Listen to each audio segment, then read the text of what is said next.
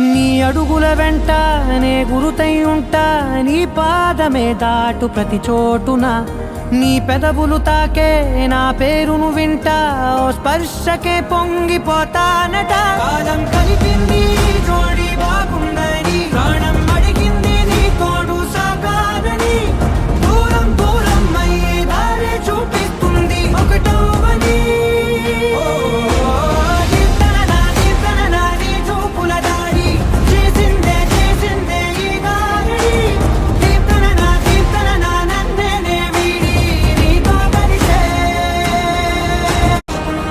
ఆకాశం తానే చినుకల్లే మారి అక్షింతలై పైన రాలాయిగా, ఆ ఉరుముల శబ్దం మనసున నిశ్శబ్దం మోగాయిలే మేళ తాళాలుగా.